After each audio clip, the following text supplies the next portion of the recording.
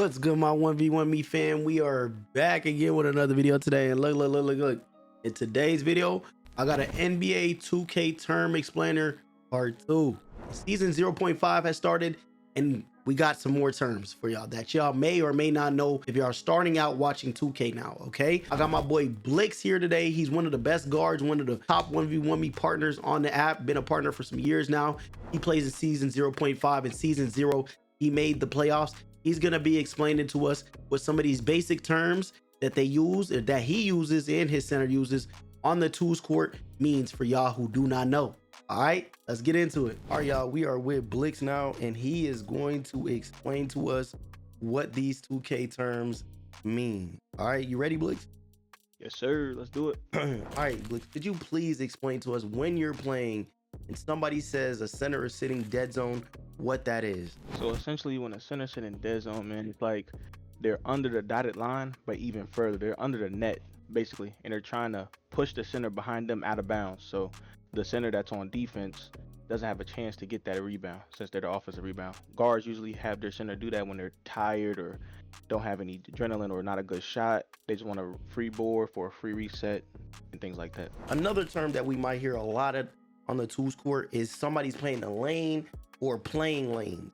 Like, could you please explain to us what that is for the people that who don't know? Yeah, playing lane is pretty simple. It's just a passing lane. So they're trying to intercept the pass. You know, you got the badge interceptor. So centers tend to, or even guards tend to play a passing lane if they anticipate it the right way and get a steal for it, get rewarded for it. But playing the lane is just sitting in the passing lane from the guard to the center, or the guard or the center to the guard.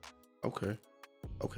Now, another one that we hear a lot on the tools court is you tell your center to either step or he's stepping. You're saying the other center's stepping. Why do we hear that a lot?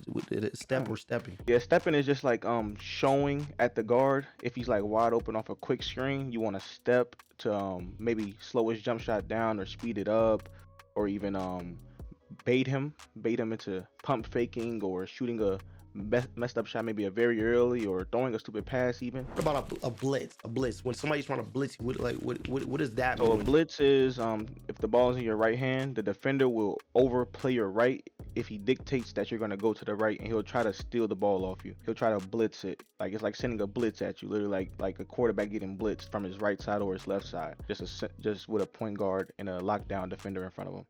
So they're going to either blitz your left side where the ball is or the right side where your ball is. Now another one I hear a lot on the tools court is they be like, oh, he's going for a fluke or a fluke steal, or what does that mean? So fluke steal is it's really just like, you could call it RNG stealing, but it's like when you're not supposed to get the ball stolen from you, like you're protecting the ball in LT, you're holding it, and the defender just comes up and reaches at you, and it falls out your hands. Okay. So it's like that was fluky. Like that was like that's not realistic. Like that's a fluke. Oh, now a front fade, we see this a lot too, and I hear it a lot. What is a front fade for the people that don't know? A front fade is very simple, man. It's just you run forward and fade. It's really simple as that. It stops defenders from contesting you from the side or behind you, so you can shoot with them. It's like a crab. You got them crabbed, so you got them stuck behind you. Another term we hear is, oh, I got two-way. What does two-way mean for the people that don't know? Two-way is something you unlock for repping up. In 2K, I'm pretty sure it's like SS3 or something like that, starter 3. And two-way is called two-way tenacity. So when you get a steal, when you get a block, and also if you get an ankle breaker and then you miss your shot with the ankle breaker, it'll give you two-way. So two-way helps on both sides of the ball. So if I get a steal, I instantly get the two-way logo by my player's icon, and it helps, and it increases my shot and increases my dribble move. So maybe I'll get an ankle breaker, or anything like that. It'll just enhance your offense. And then on defense, if I got an ankle breaker on offense and I miss and I get on defense, I'll have two-way that enhances my steal, my perimeter defense, my block, etc., etc. This word right here, 50, or somebody you shooting 50, or he's 50. Yeah. What is one 50 of my favorite words? Oh, that's your favorite. One of my favorite words. 50 means you're a 50-50 shooter. You're not 100%. So poppers in this game, I like to call him 50, except for like people like Swag Golly, in a sense, he's 100% type of shooter. But you have other poppers in here like Iggy Mo or Streaky. You can somewhat leave their jumper because they're due to miss. Okay. So you call them 50. They either make it or miss. I mean, that's the regular terminology, but some people just really make. Others make, miss, make, miss. That's literally 50-50. So you call them 50. What is somebody, like I hear y'all be like, oh, he's playing hockey. He's playing hockey. He's playing, what does that mean? Or So playing out of body? hockey essentially comes from threes players, because on threes, a center has to do more. You know, when you watch these twos wagers, the center's ideal goal is to just sit, paint, get the rebound, and set good screens. On threes, it's a lot more. You got to guard. You actually really have to play defense. You have to pick up, because it's way easier to shoot on the threes court than it is the twos.